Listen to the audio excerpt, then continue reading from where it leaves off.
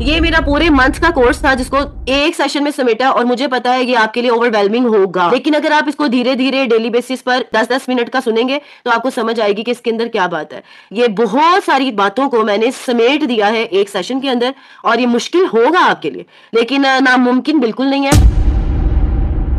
आउज़ बिल्लाहि मिनश शैतानिर रजीम, बिस्मिल्लाहिर रहमानिर रहीम। सबसे पहले तो अल्लाह ताला से दुआ है कि जिस खैर के मकसद के लिए इन तमाम सीरीज़ को शुरू किया वो बखूबी पूरी भी हो, बल्कि उससे बढ़कर हम कुछ पाएँ और इन सेशंस की खैर समेटें और इसके शर से बिल्कुल दूर हो जाए। तो बिस्मिल्लाहिर्रहमानिर्रहीम, रब्बिश्रह सदरी व यस्सिर अमरी वहलुल उक़दतम मिन लिसानी व यफ़क़हू क़ौली। आज का हमारा सेशन आपको पता है मॉड्यूल 2 का हिस्सा है, जिसमें ना सिर्फ आपको ये जो पहले मॉड्यूल में वाई क्लियर किया था कि आपने होलिस्टिक लर्निंग करनी क्यों है, ताकि आप अपना ऑब्जेक्टिव बनाएं। ये मॉड्यूल इस नहज पे डिजाइन किया गया कि कैसे करनी है, आपको सिर्फ एक रास्ता दिखा के छोड़ ना दिया जाए, उस पर चलने का पूरा पूरा तरीका बताया जाए। इसका आज का हमारा जो बेसिक टॉपिक है वो ये है कि बच्चों की उम्र के हिसाब से उनके दिमाग की जरूरियात क्या हैं और 5 डायमेंशंस में वो हम पूरी कैसे कर सकते हैं। वो 5 डायमेंशंस जो पिछले सेशंस में आपको मैं बखूबी समझा चुकी हूँ, जिन्होंने मिस किया है वो पिछली वीडियोस देखें और उसमें से टेक अवेज लें कि होलिस्टिक लर्निंग होती क्या है और ये क्यों जरूरी है और ये किस तरह से हमारे बच्चों को हेल्प आउट करेगी। आज का सेशन स्पेसिफिकली ब्रेन नीड्स पर है। इसके 2 हिस्से होने वाले हैं। पहले हिस्से में मैं आपको बताऊंगी कि आज के दौर की, बल्कि हर दौर की, अगर मैं ये कहूँ तो गलत नहीं होगा, लेकिन स्पेसिफिकली आज के दौर की जो एआई का दौर है उसमें ये चीज समझनी कितनी जरूरी है कि सॉफ्ट और हार्ड स्किल्स होती क्या है। एक होती हैं स्किल्स जो हार्ड होती हैं और एक सॉफ्ट होती हैं। उन दोनों पर आज मैं इंशाल्लाह आपको अवेयर और एजुकेट करूंगी कि वो होती क्या है और हमारा एजुकेशन सिस्टम या हमारा पेरेंटिंग स्टाइल बॉदर किसे कर रहा होता है। तो हमने इंशाल्लाह ताला उस डिफरेंस को समझने के बाद अपने गोल्स को रीसेट करना है कि हमने अपने बच्चों को इनिशियल एज में किन चीजों से ज्यादा फैसिलिटेट करना है। दूसरे हिस्से में इंशाल्लाह मैं 5 जो होलिस्टिक लर्निंग की डायमेंशंस हैं उनको एज वाइज ओपन अप करूंगी और उसके सारे तरीके बताऊंगी इंशाल्लाह कि अगर फिजिकल नीड है तो किस उम्र में क्या क्या चीजें फैसिलिटेट करेंगे तो वो इंशाल्लाह पूरी हो जाएंगी। सबसे पहले आपको मैं सॉफ्ट और हार्ड स्किल का फर्क बताऊंगी कि बेसिकली वो स्किल्स हैं जिनको हम कहते हैं कि बच्चे को ना मैंने ये सिखा दिया है, मैंने इसको ये तालीम दी है, मैंने ये तरबियत की है। तो हार्ड स्किल्स की मद में वो चीजें आती हैं जिसको सर्टिफिकेट, डिग्री या कोर्स समझ रहे हैं, वो तमाम चीजें इसके अंदर आती हैं। लेकिन जो सॉफ्ट स्किल्स हैं वो तरीकाकार है जिससे कि हम इस पूरे किसी भी माहौल में जीने के काबिल होते हैं, उसको सोशल एबिलिटी कहा जाता है। तो इनको मजीद ओपन अप करके मैं आपको बताती हूँ।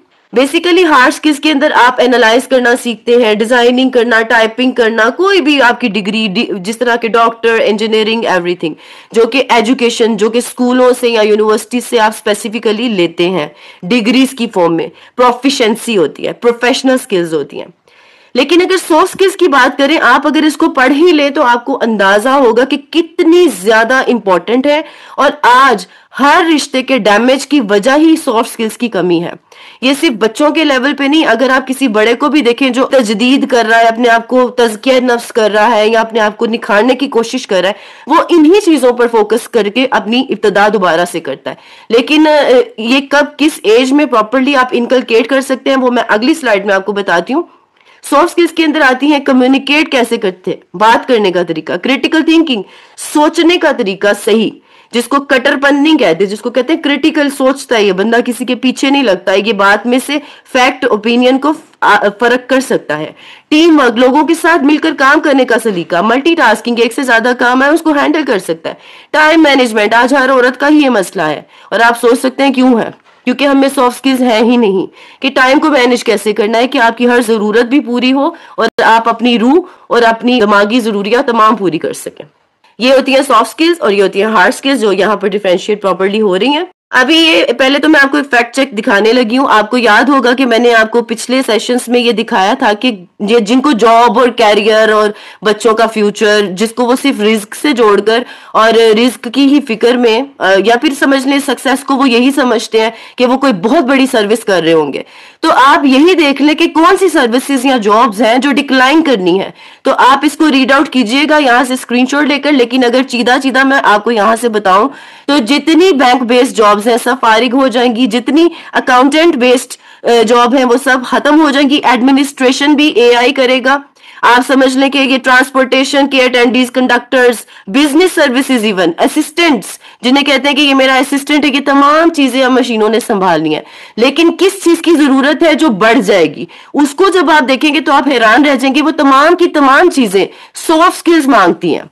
यानी प्रोफेशनल्स में नर्सिंग आप देख लें, ड्राइवर्स, शॉपकीपर्स, और आप हाउस होल्ड के मैनेजर्स, प्रोजेक्ट के मैनेजर्स, यानी कि जिसमें ऑनेस्टी, लॉयल्टी और क्रिटिकल थिंकिंग और कमिटमेंट, ये तमाम चीजें जिसके अंदर होंगी या जो ये सलाहियतें रखता होगा वही चूज किया जाएगा। आप इनको स्टडी कीजिएगा। ये फैक्ट मैंने इसलिए दिखाया है कि जो आज भी इस चीज पर कन्विंस नहीं है कि विदाउट डिग्री हमारे बच्चे का फ्यूचर क्या होगा, प्लीज ये वर्ल्ड इकोनॉमिक फोरम को स्टडी करें तो आपके 14 तबक रोशन होंगे कि सॉफ्ट स्किल्स कितनी ज्यादा जरूरी है। हार्ड स्किल हो या सॉफ्ट स्किल हो, दोनों का ताल्लुक होता ही ब्रेन के साथ है।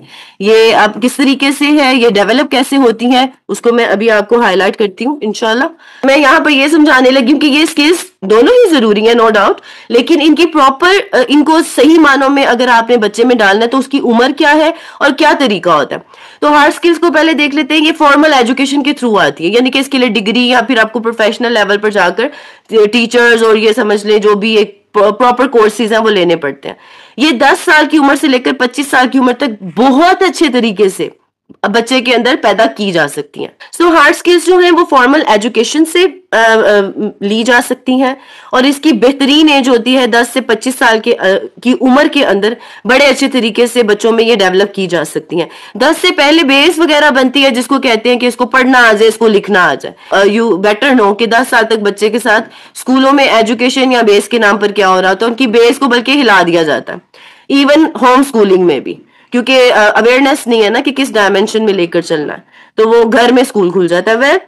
और ये किसके लिए जरूरी होती है, जैसा कि मैं आपको पहले अर्ज कर चुकी हूँ कि स्पेसिफिक प्रोफेशनल्स के लिए जरूरी होती हैं।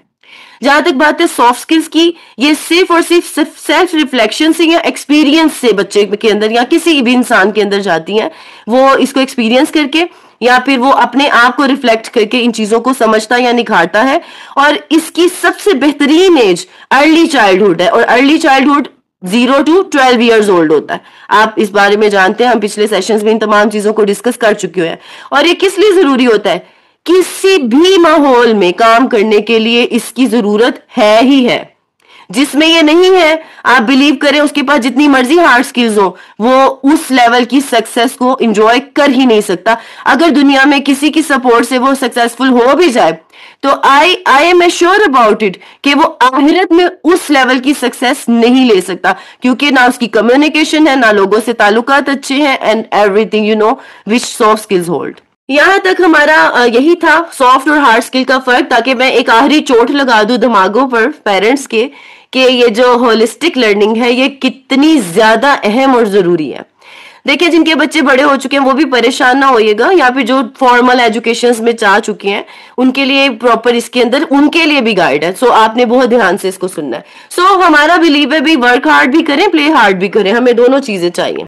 ऑल राइट, अब हमारा दूसरा हिस्सा स्टार्ट होता है सेशन का, जिसके अंदर मैं आपको बताऊंगी कि हॉलिस्टिकली जो कि 5 डायमेंशंस हैं, फिजिकल, इमोशनल, इंटेलेक्चुअल, सोशल और स्पिरिचुअल, इंशाल्लाह ताला इसको डीप डाउन हम ओपन अप करेंगे आप कि दिमागी जरूरियात के हिसाब से बच्चों को किस किस उम्र में फिजिकली और किस किस उम्र में इमोशनली एंड एवरी 5 एस्पेक्ट्स किस किस तरीके से हम दे सकते हैं। मैंने सेफर साइड 4 ग्रुप्स में डिवाइड किया है, 0 से 3 ईयर्स तक, 4 से 7 ईयर्स तक, 8 से 12 ईयर्स तक और 12 से 15 ईयर्स तक के ग्रुप्स। और मेरी सारी डिस्कशंस जो जितनी भी 5 डायमेंशन के वो इन्हीं 4 के अराउंड रहने वाली हैं। सो सबसे पहला ग्रुप हमारा 0 to 3 का है। और अगर आप न्यूरो को जानते हैं या आप न्यूरो का कोई भी कोर्स किया हुआ है या कोई भी साइकेट्रिस्ट यहाँ बैठा हुआ है, वो बता सकता है कि ये 4 फेजेस ही जिंदगी के होते हैं जो अर्ली चाइल्डहुड में ट्रांजिशंस बच्चे की होती हैं। पहले 3 सालों में क्या, फिर उसके बाद के 3 साल, फिर उसके बाद के 3 और फिर उसके बाद के 3, इस तरीके 3 या 4 सेफर साइड। तो इसी के अराउंड हमारी इंशाल्लाह डिस्कशन रहेगी। सबसे पहले हम इंशाल्लाह बात करेंगे फिजिकल नीड्स पर। सो फिजिकल नीड्स, उसके बारे में यहाँ पर सबसे पहले मैं आपको गाइड देती हूँ कि उसके अंदर आप ये चारों एजेस के बच्चों को कौन कौन सी एज में क्या क्या चीज देकर फिजिकल नीड्स को पूरा कर सकते हैं बखूबी। अब ये देखिए, सीधी सी बात है, हर एक को मुकम्मल जहां नहीं मिलता, किसी को जमीन किसी को आसमान नहीं मिलता, लेकिन मैं इसको इतना कॉम्प्रिहेंसिव करके लाई हूं कि आप इसको पूरा कर लेंगे तो ब्रेन नीड की जो फिजिकल वाला पोर्शन है वो किसी हद तक नहीं 90% तक पूरा हो जाएगा। ये स्कूल गोइंग भी कर सकते हैं, ये होम स्कूलर्स को तो करना ही है, और हुफाज के लिए भी बेहद जरूरी है, ये सभी के लिए। सबसे पहले जो छोटे बच्चे हैं 3 साल तक के, उनके लिए नर्चरिंग टच, यानी कि उसके लिए ना टच ही सब कुछ है। उसको छूना, बोसा देना, गले लगाना, उसके अराउंड रहना, उसको तवज्जो देना, अटेंशन देना, उसको सेफ्टी का एहसास दिलाना, वो टच सबसे बड़ी चीज टच है। जैसे शुरू में बच्चा माँ का दूध पीता है, लेकिन अगर नहीं दूध पी सकता, कोई रीजंस मेडिकल है, माँ की गोद में है वो ऑल टाइम, माँ उसके अराउंड है, माँ ने उसको पूरे भरपूर तरीके से तवज्जो दी है। दिन में कोई 10-12 घंटे वो आउट नहीं थी, वो सिर्फ रात को उसके पास नहीं थी, वो ऑल टाइम थी। पहले 3 साल इतने इंपॉर्टेंट है कि सिर्फ और सिर्फ टच से ये फिजिकल नीड पूरी हो जाती है।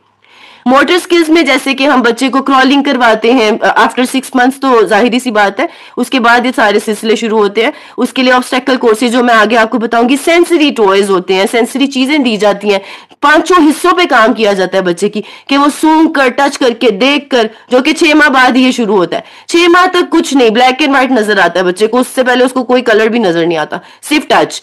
तो ये तमाम चीजें सेंसरी उसकी हिस्सों पर काम किया जाता है 3 साल तक। सिर्फ इन चीजों को आप पूरा करेंगे तो उसकी फिजिकल नीड्स बखूबी पूरी होती हैं। दूसरे नंबर पर 4 to 7 ईयर्स की आ जाती है हमारे बच्चों की एज, जिसमें फाइन और ग्रॉस मोटर्स आती हैं, और उसकी मैं बहुत अच्छी लिस्ट आपके लिए लेकर आई हूं, मैं अभी आपको दिखाती हूँ। कई लोग कहते हैं फाइन क्या होता है, ग्रॉस क्या होता है, समझ ही नहीं आती, भूल भी जाते हैं, याद भी था ये फाइन होता है, ये ग्रॉस होता है। आज मैं आपके लिए वो सारी कॉम्प्रिहेंसिव लिस्ट लेकर आई हूँ। और आउटडोर प्ले, अभी मैं सिर्फ ये आपको पॉइंट्स बता रही हूँ, आगे इनकी पूरी डिटेल्स आपको सारी प्रोवाइड करूंगी इंशाल्लाह। आपने इस उम्र में किस चीज पर फोकस रहना है कि बच्चे को फाइन और ग्रॉस मोटर एक्टिविटीज ज्यादा से ज्यादा दी जाए। आउटडोर प्ले, अगर मैं आपसे कहूँ, वो जिसको कहते हैं ना, जिससे सब डरते भी हैं, जिसको फोकस भी करते हैं, एक्टिविटी एक्टिविटी एक्टिविटी, उसकी सबसे परफेक्ट एज ही ये है। इसके बाद बच्चा एक्टिविटी ले भी नहीं रहा होता, उसको कुछ और ही चाहिए होता।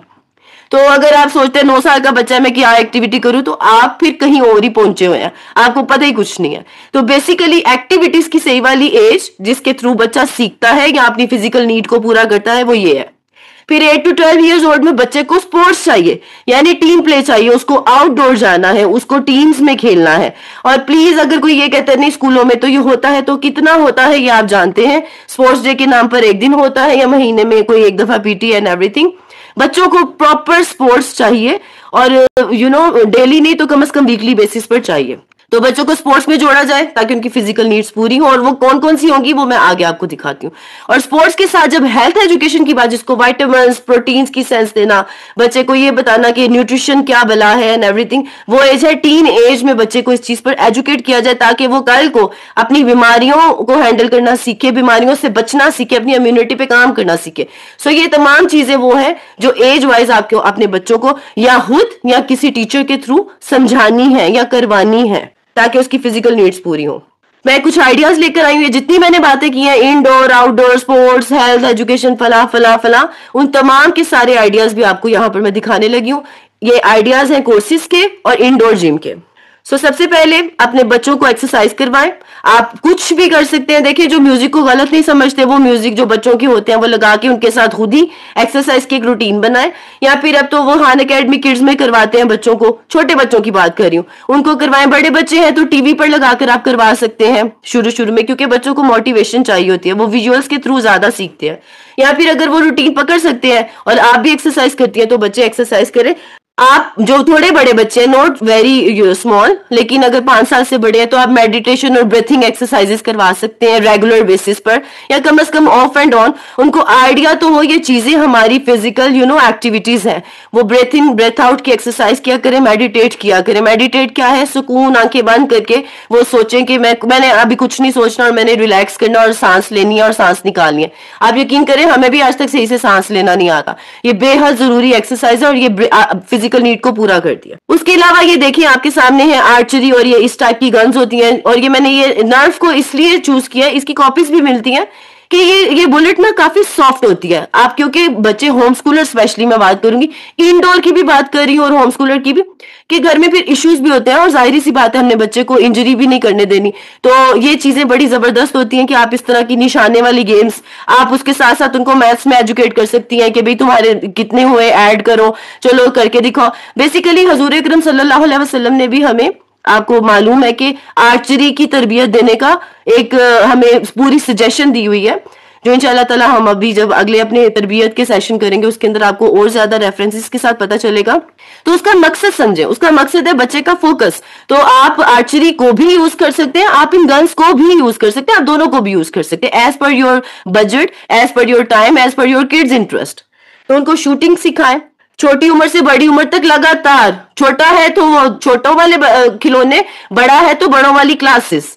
सॉफ्ट बॉल तो एक मैजिक है, चीपेस्ट गेम, लेकिन उससे बच्चा क्या नहीं खेल सकता।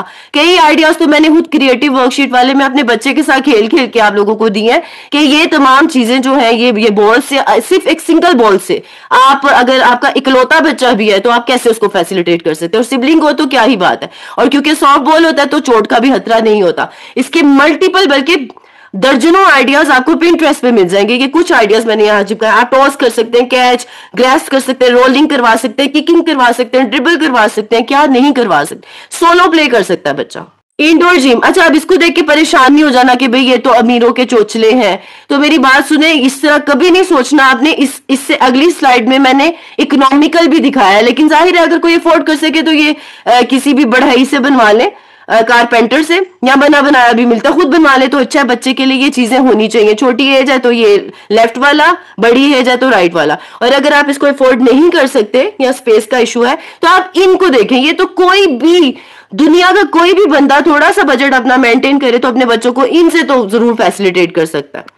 आप हॉरिजॉन्टल बार और ये इन्फ्लेटेबल बॉल, ये दो चीजें लेके दे दें, ये इंडोर जिम का काम करेगा बच्चे के लिए। आप ये देकर अपने बच्चे को उसकी फिजिकल नीड्स को बखूबी पूरा कर सकते हैं। It's a gross motor activity.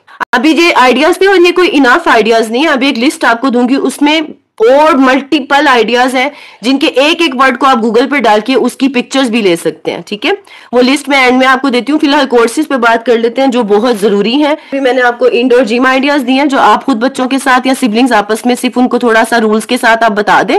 कोई एक जगह कॉर्नर बना दें घर की और एक जगह हो जहां वो चीजें पड़ी हो, तो बच्चे उसको खूब इंजॉय करते हैं अपने फ्री टाइम में, जिसको आप कहते हैं बोर हो रहा है मेरा बच्चा। तो अब कोर्सेज की बात करते हैं जिसमें बच्चों को बाहर जाने का भी मौका मिलेगा और बाहर के बच्चों से भी मिलने का मौका मिलेगा। और ये बहुत जरूरी है क्योंकि सर्टन एजेस होती हैं जिसमें आपने बच्चे का जिस्म खोलना होता है। तो इन कोर्सेज में टॉप पर ये वाले कोर्सेज है। सबसे पहले है, अच्छा ये दोनों तरह से हो सकता है, आउटडोर भी इंडोर भी। ऑब्स्टेकल्स लगा देते हैं, चेयर लगा दी, टेबल तुमने क्लाइंब करना है, लेकिन कुछ घरों की ऐसे इन्वायरमेंट होते हैं वो इसको सपोर्ट नहीं करते, या कुछ ज्वाइंट फैमिली इश्यूज भी होते हैं।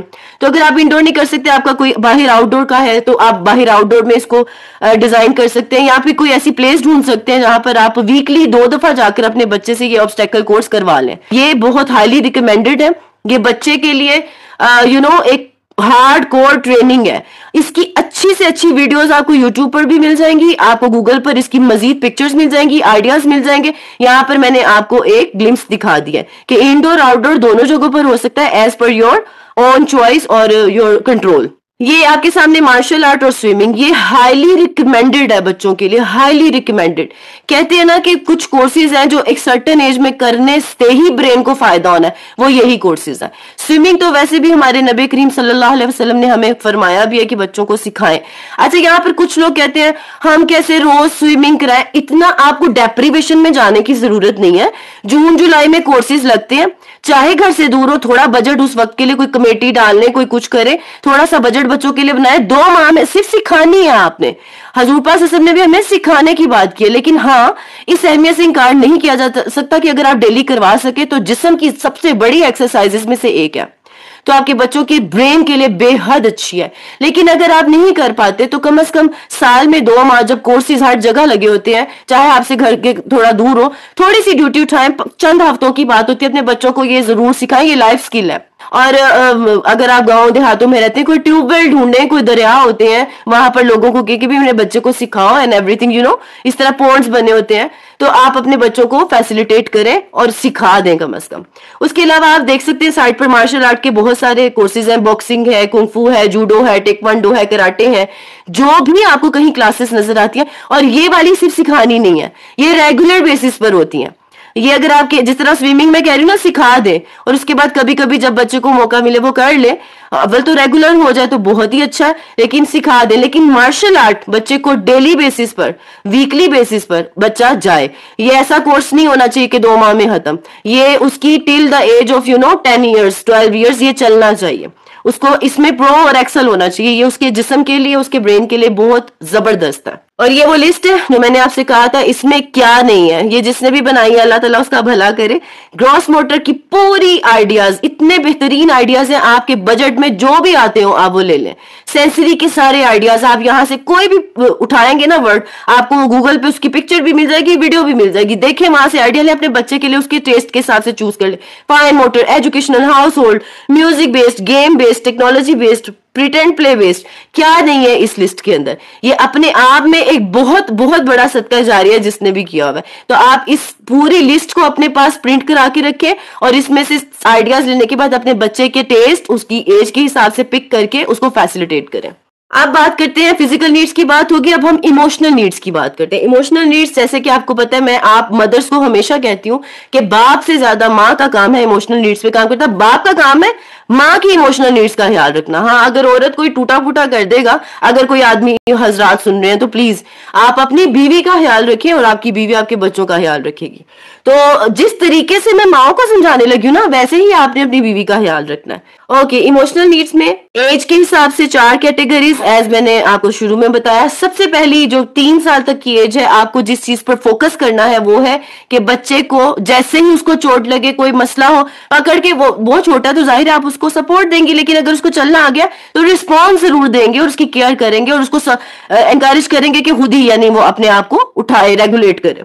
इमोशनल वैलिडेशन, वो रो रहा है तो कभी ये नहीं कहेंगे कि भाई तुम तो ऐसे ही रो रहे हो, ऐसे थोड़ी होता है, रोने वाली बात थोड़ी थी। वैलिडेट करे कि नहीं, तुम्हें जो फील हो रहा है वो ठीक बात है। उसके साथ ही सिक्योर अटैचमेंट, उसको अपनी प्रेजेंस का एहसास देके मैं तुम्हारे पास मौजूद हूं। उसके अलावा अगली एज कैटेगरी में देखिए, इन्हीं तमाम चीजों के साथ या बाद आप कह लें इमोशनल लेबलिंग आती है। आपने इमोशन को नाम देना है। जाहिर है 3 साल तक का बच्चा, कई बच्चे वो वर्ड्स को पिक नहीं कर पाते, आपने बताना जरूर है कि तुम्हें ये फील हो रहा है, तुम्हें टायर्ड फील हो रहा है, तुम्हें हंग्री, लेकिन वो इतना पिक नहीं कर पाएंगे, उनकी वोकैबुलरी में आ जाएगा, लेकिन जो सही मानों में पिक कर पाएंगे और फिर बता भी पाएंगे, वो ये एज कैटेगरी है 4 से 7 साल तक। उनको लेबल करना सिखाए कि मुझे ये फील हो रहा है। हर बात में बच्चा कहता है मुझे गुस्सा आ रहा है, लेकिन हमेशा वो गुस्से में नहीं होता, सम टाइम उसका इमोशन कुछ और होता है। अब इमोशन के लेबल्स क्या क्या होते हैं आप इस पे रिसर्च करें, मैंने आपको पहले भी कहा था, आपको पता होना चाहिए कि गुस्से के कौन कौन से रूप होते हैं। बच्चा उसी मानों में, उसी बातों को बताना सीखे। वैलिडेशन भी आपकी तरफ से मिले, जितना ये तो आप यकीन करें, आज 40 साल का बंदा भी हो, अगर आप उसको उसकी बात सुनने के बाद वैलिडेट किए बगैर ही रेगुलेशन की तरफ लाएंगे तो वह चिढ़ जाएगा। आप अपने आप को ही इस जगह पर रखकर सोचे कि आप मुझे कुछ बता रही हैं कि मेरा ये मसला है और मैं कहूं भाई तुम इसको ऐसे सॉल्व करो, बजाय ये कहने के पहले मैं शुरू यूं करूं कि मैं महसूस कर सकती हूँ कि तुम कितनी तकलीफ में हो, मैं अपना भाषण शुरू कर दूंगी तो आपको तकलीफ होगी। यही चीज बच्चे के साथ है और यही चीज बूढ़े के साथ है। तो आपको वैलिडेट करना आना चाहिए और उसके बाद रेगुलेशन भी जरूरी है। जैसे कि मैंने आपको कहा ना, बीवियों को भी मर्द हजरात वैलिडेट भी करें फिर रेगुलेट भी करें। ये नहीं कि हाँ तुम बिल्कुल ठीक समझ रही हो, ऐसे ही नहीं छोड़ देना, ठीक है समझ रही हो, लेकिन अब तुम्हें आगे क्या करना है ये भी आपने बताना। तो इसी तरह बच्चों का मामला है कि बच्चों को वैलिडेट आप करेंगे कि हाँ तुम्हारी ये फीलिंग बिल्कुल दुरुस्त है, उसको एम्पथाइज करेंगे, उसको मोहब्बत करेंगे, उसके बाद रेगुलेट करना सिखाएंगे कि you can respond like this, not like this, ठीक है। ये चीजें हमने सिखानी है। उसके बाद अगली एज में इन्हीं तमाम चीजों के साथ साथ जिसका इजाफा करना है वो है बच्चा एम्पथाइज करना सीखे।